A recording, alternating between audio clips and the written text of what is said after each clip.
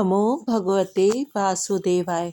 चलिए आज सुनते हैं पौष शुक्ल पक्ष की पुत्रदा एकादशी की विधि कथा एवं महात्म्य। युधिष्ठिर जी बोले, हे कृष्ण, आपने सुंदर सफला एकादशी का वर्णन किया। अब कृपा करके पौष शुक्ल एकादशी का वर्णन करिए। उसका नाम और विधि क्या है?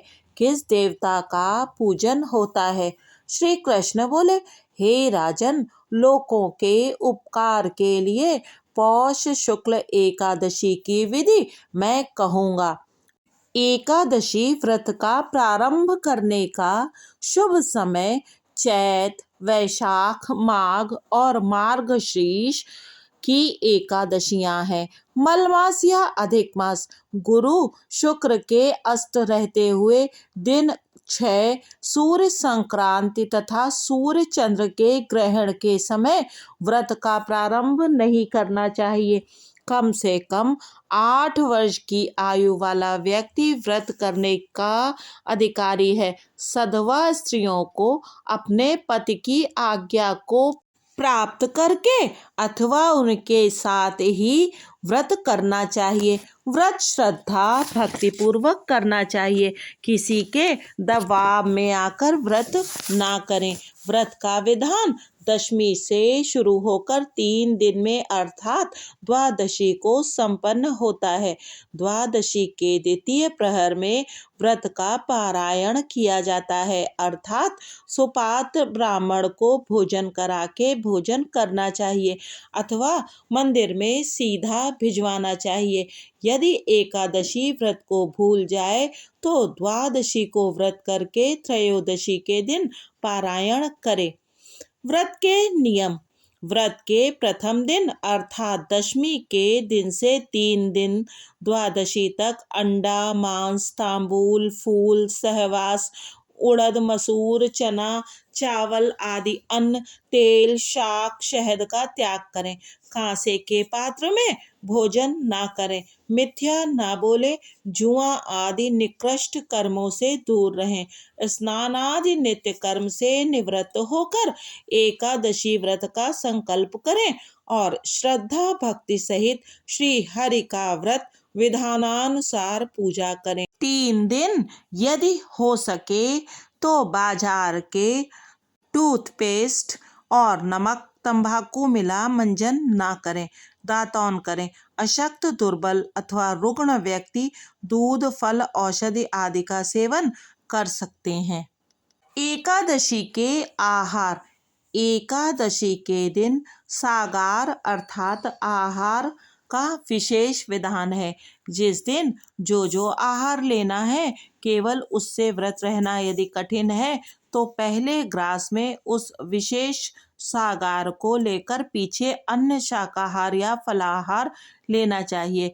उत्पन्ना को गुड़ और बादाम, मोक्षदा को बिल्वपत्र, सफला को तिल और गुड़, पुत्रदा को गौ दुग्ध, षटतिला को तिल की गजक या पट्टी, जया को गूंद गिरी के सांठे, विजया को सिंघाड़े, आमलकी को आंवला, मोचनी को चिरौंजी, कामदा को लौंग, वरुथनी को खरबूजा, मोहिनी को गौमूत्र, अपरा को ककड़ी, निर्जला को कैरी, योगिनी को मिश्री, देवशैनी को दाख, मुनक्का, कामदा को गौदुग्ध, पुत्रदा को गुड़, अजा को बादाम, छुआरे, परिवर्तनी वामन एकादशी को ककड़ी, इंदिरा को तिलगुड़, पाप कुशा को समा, रमा को केला, पद्मिनी और परमा एकादशियों को ऋतु अनुसार सागार लेना चाहिए।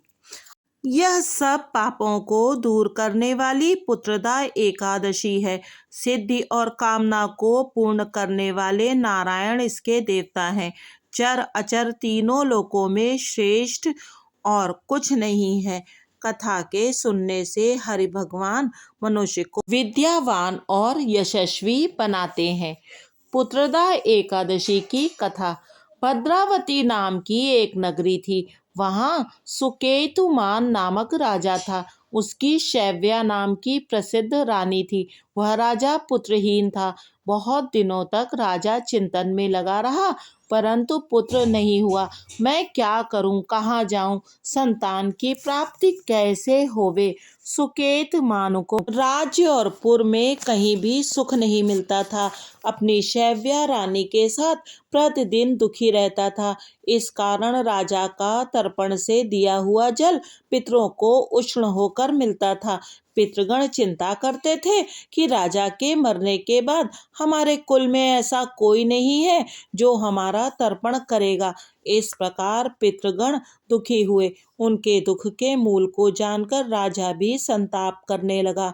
बंधु मित्र मंत्री सुहृद हाथी घोड़े पैदल आदि राजा को कुछ अच्छे नहीं लगते थे। वह मन में निराश हो गया। बिना पुत्र के घर सूना रहता है और सदा हृदय दुखी रहता है। पुत्र के बिना पितृश्वर देवता और मनुष्य ऋण से नहीं छूटता। इसलिए मनुष्य को प्रयत्न करके पुत्र उत्पन्न करना चाहिए। जिनके घर में पुत्र है उनका इस लोक में यश होता है, परलोक में अच्छी गति होती है। जिन पुण्यात्माओं का सैकड़ों जन्म का पुण्य होता है उनके ही पुत्र और पौत्र होते हैं। पुण्य और भगवान की भक्ति के बिना धन और विद्या नहीं मिलती, यह मेरा सिद्धांत है। इस प्रकार राजा दिन रात चिंता में रहता था। फिर सुकेतुमान ने आत्महत्या का विचार किया, परंतु उससे परलोक में दुर्गति समझकर वह विचार छोड़ दिया। संतान के अभाव से अपने शरीर को दुर्बल देखकर अपनी बुद्धि से अपना हित सोचकर घोड़े पर बैठकर राजा घोर वन में चला गया। पुरोहित आदि किसी को यह मालूम नहीं हुआ। मृग और पक्षियों से युक्त उस गंभीर वन में राजा वृक्षों का अवलोकन करता हुआ भ्रमण करने लगा। बड़ पीपल बेल खजूर कटहल मौलसिरी सप्तपर्ण ककुभ श्लेष्मातक भिलाया शल्लकी कर मर्द गुलाब खैर शाक ढाक से सुंदर वृक्ष देखे। फिर राजा ने मृग व्याघ्र वाराह सिंह बंदर और बिल से निकले सर्प देखे। बच्चों समेत मतवाले जंगली हाथी काले मृग सियार खरगोश वन बिलाव सेह सुरही गौ हथनियों के झुंडों में चार दांते हाथियों के राजा को देखा। उनके बीच में भ्रमण करता हुआ राजा दुखी हुआ। कहीं श्रृंगालों का कहीं उल्लुओं का शब्द सुनकर राजा उन पक्षियों को देखते हुए वन में विचरने लगा। भूख प्यास से राजा का कंठ सूख गया। इधर उधर भ्रमता हुआ चिंतन करने लगा कि मैंने ऐसा कौन सा बुरा काम किया जिससे ऐसा दुख मिला। मैंने यज्ञ और पूजा से देवताओं को संतुष्ट किया, समयानुसार प्रजा का पुत्र की तरह पालन किया, समयानुसार प्रजा का ध्यान भी रखा। यह सब करने पर भी मुझको ऐसा कठिन दुख क्यों मिला। इस प्रकार चिंता करता हुआ वन में आगे चला, जहाँ उसने पुण्य के प्रभाव से कुमुदनी से सुशोभित मानसरोवर के समान एक सुंदर सरोवर को देखा। यह सरोवर चकोर चकवा और राजहंसों से शब्दायमान था। उसमें मगर मछलियां और जल के जानवर थे।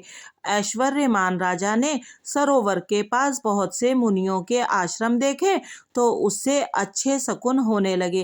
राजा का दक्षिण नेत्र और दक्षिण हाथ फड़कने लगा। इन अंगों का फड़कना शुभ सूचक प्रतीत हुआ। सरोवर के किनारे मंत्रों का जाप करते हुए मुनियों को देखकर घोड़े से उतरकर राजा उनके सामने खड़ा हो गया। हाथ जोड़कर राजा ने सबको दंडवत किया। राजा को देखकर वे मुनीश्वर भी प्रसन्न होकर बोले कि हम आपसे प्रसन्न हैं। हे राजन, आपकी क्या इच्छा है सो कहिए। राजा बोला, हे तपस्वियों, आप कौन हैं और आपका क्या नाम है? आप किस लिए यहाँ आए हैं सो मुझसे कहिए। मुनि बोले, हम विश्व देवा हैं और स्नान करने के लिए यहाँ आए हैं। माघ का महीना निकट आ रहा है। आज से 5वें दिन माघ लग जाएगा। आज पौष शुक्ल की एकादशी है। यह एकादशी पुत्र की इच्छा करने वालों को पुत्र देती है। तब राजा बोला, पुत्र उत्पन्न करने के लिए मैंने भी बड़ा प्रयत्न किया है। यदि आप प्रसन्न हैं तो मेरे लिए सुंदर पुत्र दीजिए। तब मुनीश्वर बोले, हे राजन, आप आज ही पुत्रदा नाम की इस प्रसिद्ध एकादशी का उत्तम व्रत करिए। हमारे आशीर्वाद से और भगवान की कृपा से आपको अवश्य ही पुत्र प्राप्त होगा। इस प्रकार उनकी आज्ञा से राजा ने पुत्रदा एकादशी का उत्तम व्रत किया। द्वादशी में पारण करके मुनियों को बारंबार प्रणाम करके राजा अपने घर पर आ गया। रानी के गर्भ की स्थिति हो गई। समय पर तेजस्वी और पुण्यात्मा पुत्र भी पैदा हुआ। वह बालक पिता को प्रसन्न रखता था। फिर वह गद्दी पर बैठकर प्रजा का पालन करने लगा। हे राजन, इसीलिए पुत्रदा एकादशी का व्रत करना चाहिए। संसार के हित के लिए यह व्रत मैंने तुमसे कहा है। इस पुत्रदा के व्रत को जो मनुष्य करते हैं वे मनुष्य इस लोक में पुत्र को प्राप्त करके मरने पर स्वर्ग लोक को जाते हैं। इति श्री हरि। यदि ये वीडियो आपको अच्छा लगा हो तो कृपया चैनल को अवश्य ही सब्सक्राइब कीजिए और इस वीडियो को अवश्य ही लाइक कीजिए और अपने मित्रों के साथ शेयर भी कीजिए। बहुत बहुत धन्यवाद।